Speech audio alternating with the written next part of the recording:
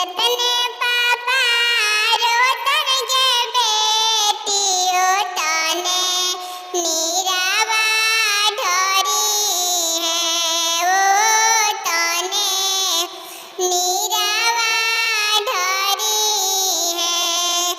अरे चाचा जानी बैठिया हो बेटी चाचा के मुहावा देखी हो चाची के मुहावा देखी हो।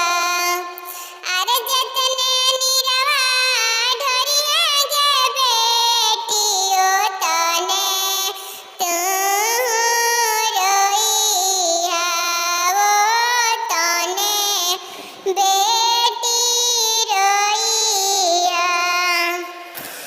अरे भैया जानी बैठिया हो बेटी भाभी के मुहावा देखी हो भाभी के मुहावा देखी हो।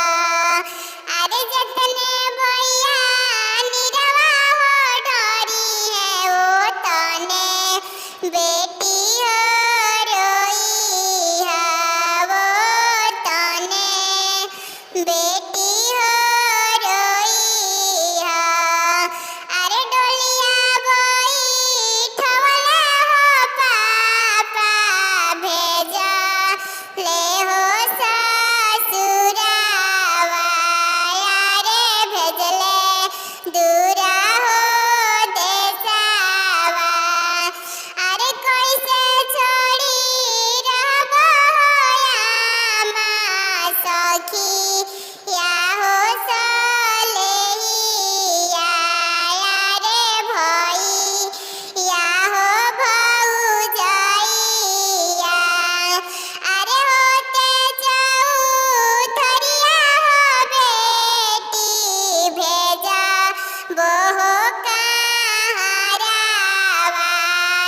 रे डोली या हो कहारावा। अरे जइबू त जइबू हो बेटी अपने हो ससुरावा रे अपने हो